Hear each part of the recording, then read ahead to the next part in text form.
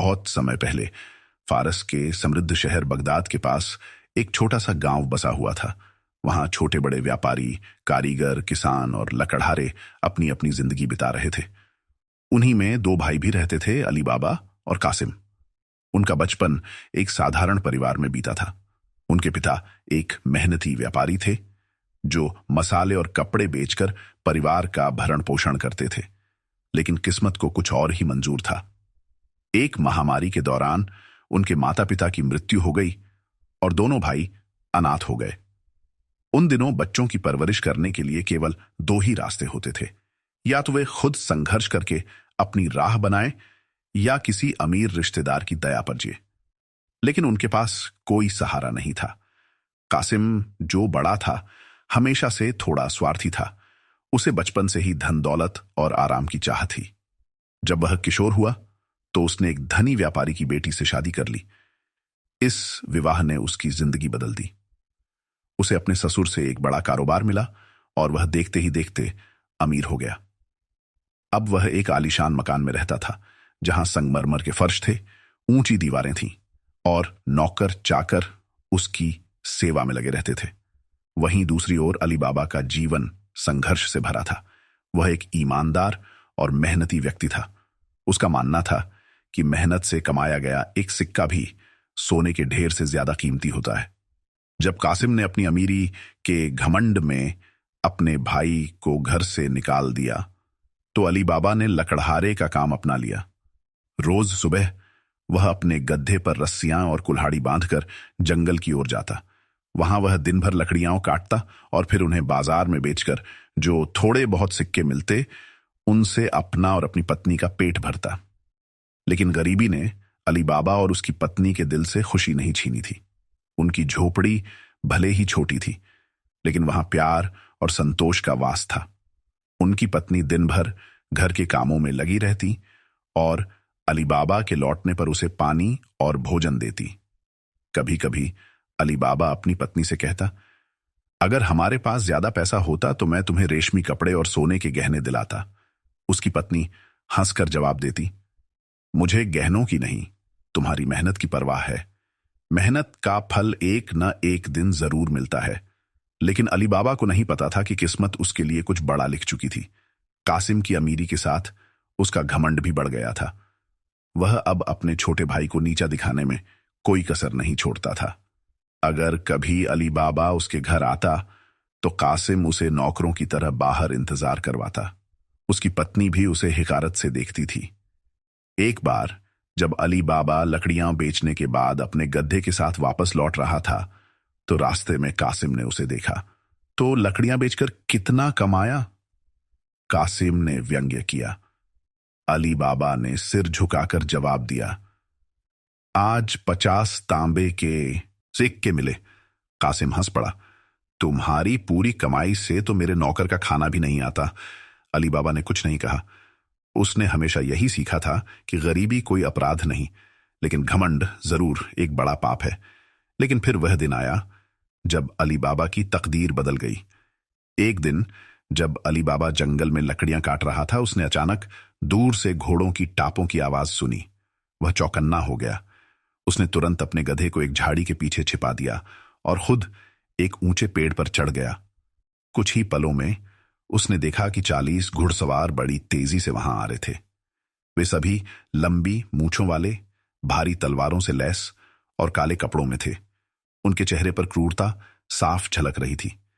वे एक गुफा के सामने रुके और उनके सरदार ने आगे बढ़कर ऊंची आवाज में कहा, खुल जा सिमसिम। अली बाबा यह सुनकर स्तब्ध रह गया। जैसे ही यह जादुई शब्द बोले गए, गुफा का विशाल पत्थर हट गया और एक बड़ा द्वार खुल गया। चोर एक एक करके अंदर गए और फिर थोड़ी देर बाद बाहर निकलकर सरदार ने फिर कहा, बंद हो जा सिमसिम।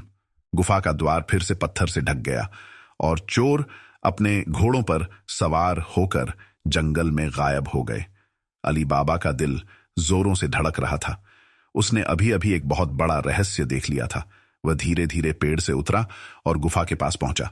उसने एक गहरी सांस ली और हिम्मत जुटाकर वही शब्द दोहराए, खुल जा सिम सिम। अगले ही क्षण गुफा का द्वार फिर से खुल गया अली बाबा ने अंदर झांका तो उसकी आंखें आश्चर्य से फैल गईं। गुफा के अंदर चारों ओर सोने चांदी के सिक्कों के ढेर लगे थे। हर जगह बहुमूल्य रत्न, हीरे, मोती और कीमती सामान फैला हुआ था। वह समझ गया कि यह चोरों का छिपा हुआ खजाना था। कुछ पल तक वह अविश्वास में खड़ा रहा, फिर उसने खुद को संभाला और लालच को दूर रखते हुए बस उतना ही सोना लिया जितना उसके गधे पर आ सके। उसने जल्दी से गुफा का दरवाजा फिर से बंद कर दिया और जंगल से बाहर निकल गया। अली बाबा के लिए यह एक नई सुबह थी। वह अब गरीब नहीं था, लेकिन क्या वह इस दौलत को अपने तक रख पाएगा? क्या कासिम को इस बारे में पता चलेगा? और सबसे बड़ा सवाल, क्या 40 चोरों को इसका एहसास होगा कि कोई और उनके रहस्य को जान चुका है? अली बाबा जब जंगल से वापस लौटा तो उसकी आंखों में नई चमक थी।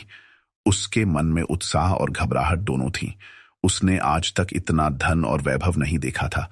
यह उसकी तकदीर बदलने वाला दिन था। क्या मैं कोई सपना देख रहा हूं? वह सोच रहा था, लेकिन नहीं, यह हकीकत थी। उसके गधे की पीठ पर चमकते हुए सोने के सिक्के रखे थे, जो सूरज की रोशनी में और भी ज्यादा चमक रहे थे। जब वह अपने छोटे से घर पहुंचा तो उसकी पत्नी दरवाजे पर खड़ी थी। उसे देखते ही उसने चिंता से पूछा, आज इतने देर क्यों हो गई?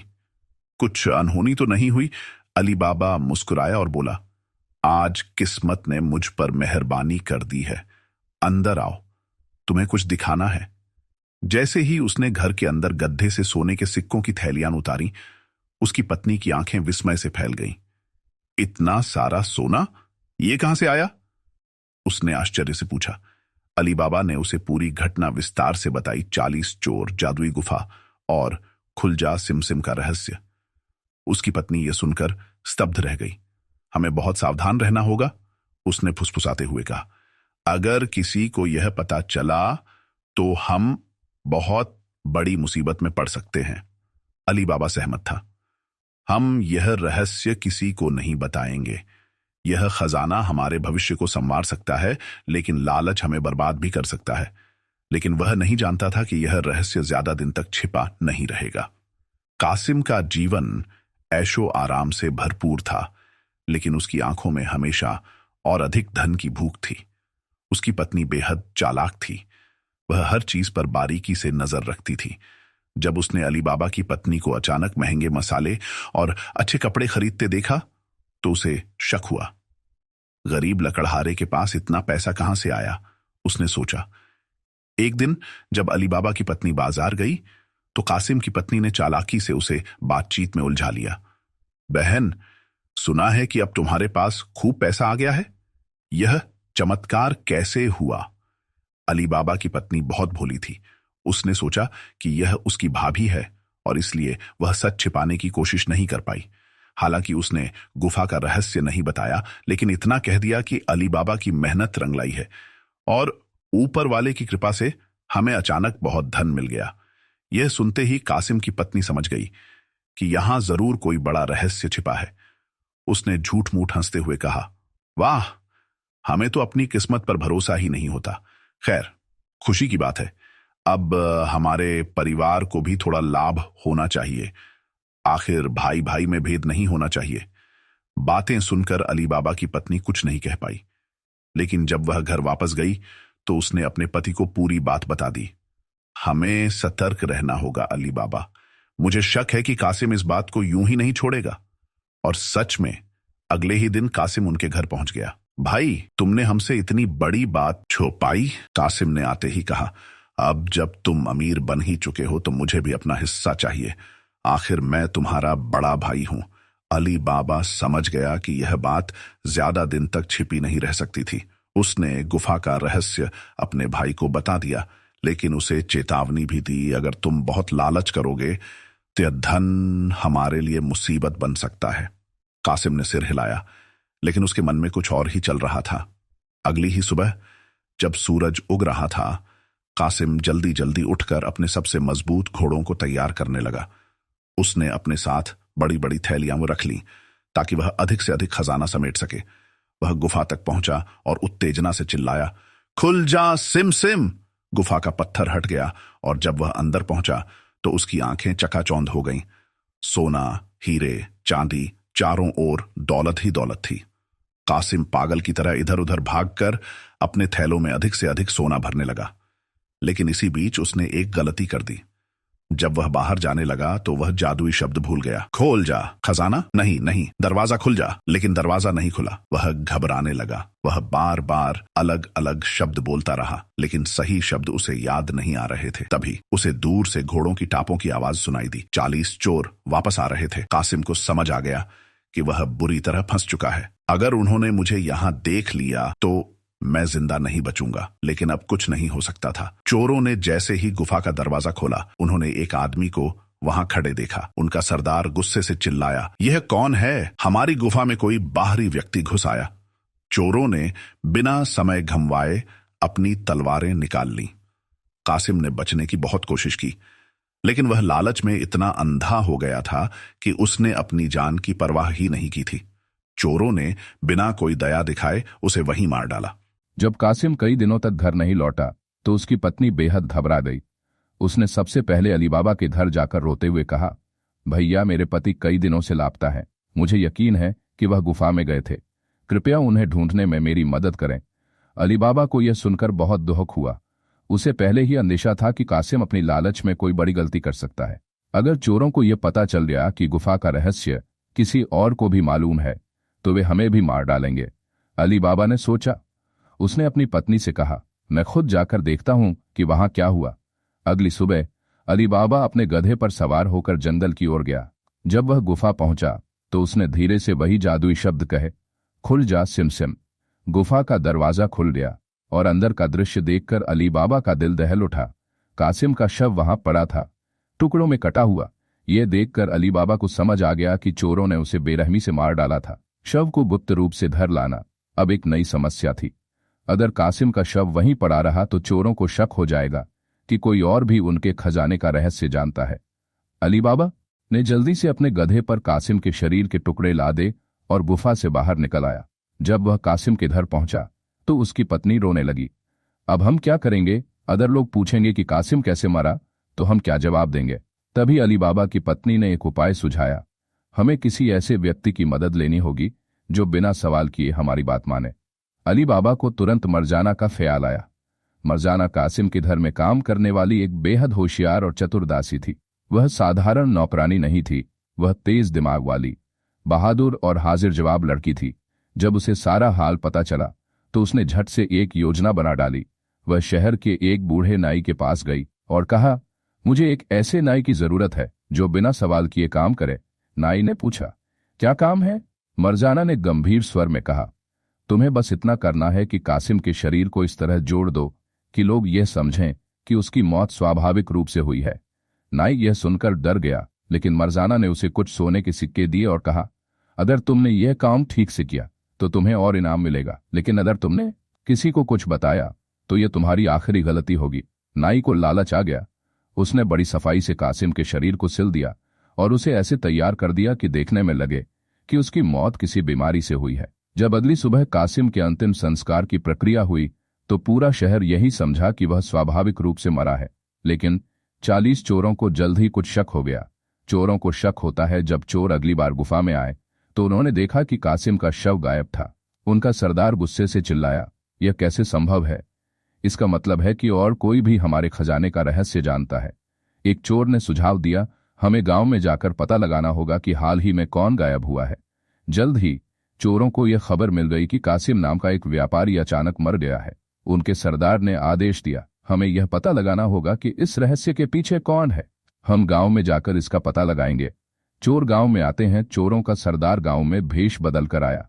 वह एक व्यापारी के रूप में कासिम के घर पहुंचा और नौकरों से बात करने लगा। मरजाना ने तुरंत उसे पहचान लिया और समझ गई कि वह चोरों का आदमी है। जब सरदार ने पूछा, यहां कौन कौन रहता है, तो मरजाना ने चालाकी से जवाब दिया, हमारे मालिक की अचानक मौत हो गई, अब केवल उनका परिवार यहां रहता है।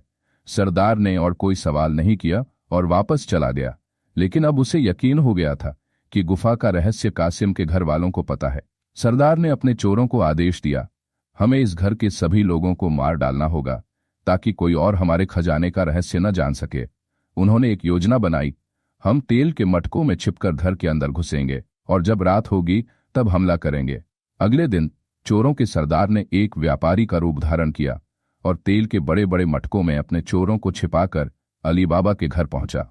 मैं एक गरीब व्यापारी हूं, क्या आप मुझे एक रात के लिए अपने यहाँ ठहरने की इजाजत देंगे? उसने अली बाबा से विनम्रता से कहा। अली बाबा दयालु था, उसने उसे अपने घर में ठहरने की अनुमति दे दी। लेकिन मर्जाना को कुछ अजीब लगा। जब वह घर के आंगन में रखे तेल के मटकों के पास गई तो उसने धीरे से एक मटके का ढक्कन हटाया। अंदर उसने देखा एक चोर छिपा हुआ था। मर्जाना तुरंत समझ गई कि यह कोई बड़ी साजिश है। मर्जाना ने बिना समय गंवाए एक बड़ा बर्तन लिया और उसमें खौलता हुआ तेल भरकर एक एक मटके में डाल दिया। आह! जैसे ही खौलता तेल चोरों पर गिरा, वे एक एक करके मरने लगे। जब रात को सरदार ने अपने आदमियों को हमला करने का इशारा किया तो कोई जवाब नहीं आया। वह घबराकर मटकों की तरफ गया और देखा कि उसके सारे साथी मारे जा चुके थे। मर्जाना पहले से ही तैयार थी। जैसे ही सरदार भागने की कोशिश करने लगा, उसने अपने खंजर से उस पर हमला कर दिया। कुछ ही पलों में 40 चोरों का अंत हो चुका था। रात भर चली इस खतरनाक जंग के बाद जब सवेरा हुआ तो अली बाबा को यकीन ही नहीं हो रहा था कि उसकी जान बच गई है। वह अपने आंगन में बिखरे मटकों को देख रहा था। इनमें वे चोर छिपे थे जो उसकी हत्या करने आए थे, लेकिन अब वे सभी मारे जा चुके थे और ये सब केवल मर्जाना की होशियारी की वजह से हुआ था। अली बाबा ने मर्जाना को बुलाया और कहा, अगर तुम न होती तो हम सब आज इस दुनिया में न होते। तुमने हमें बचा लिया, तुम्हारा कर्ज हम कभी नहीं चुका सकते। मर्जाना मुस्कुराई और विनम्रता से बोली, मालिक, मैं केवल अपना कर्तव्य निभा रही थी। लेकिन अली बाबा जानता था कि यह सिर्फ एक साधारण कर्तव्य नहीं था, यह उसके पूरे परिवार की रक्षा थी। अब चोरों के मरने के बाद अली बाबा को समझ आ गया कि अब इस खजाने पर केवल उसका हक है। वह फिर से गुफा में गया और वहां पड़ा अनगिनत सोना और बहुमूल्य सामान देखकर हैरान रह गया। अब यह खजाना मेरा है, लेकिन मैं इसका उपयोग अच्छे कार्यों के लिए करूंगा, उसने खुद से कहा। अली बाबा अब अमीर बन चुका था, लेकिन वह कभी लालची नहीं बना।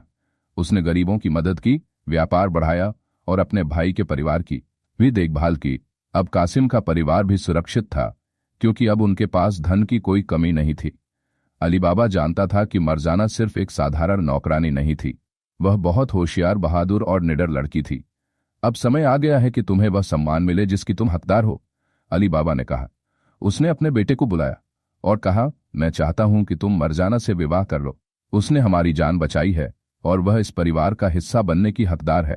अली बाबा का बेटा पहले से ही मर्जाना की बुद्धिमत्ता और बहादुरी से प्रभावित था। वह खुशी खुशी इस विवाह के लिए तैयार हो गया। जल्द ही पूरे गांव में धूमधाम से शादी हुई। मर्जाना अब सिर्फ एक नौकरानी नहीं रही, वह इस परिवार की बहू बन गई। अब अली बाबा के पास अपार धन संपत्ति थी, लेकिन उसने कभी अहंकार नहीं किया। वह एक नेकदिल और ईमानदार इंसान बना रहा। उसने अपना जीवन समाज की भलाई में लगा दिया। उसके पास जो भी धन था, उसने उसका उपयोग गरीबों की मदद करने, व्यापार बढ़ाने और गांव को बेहतर बनाने में किया। गांव के लोग उसे सम्मान और प्यार से देखते थे। जो व्यक्ति लालच से बचता है और बुद्धिमानी से काम करता है, वही सच्चा अमीर होता है। यह अली बाबा की सोच थी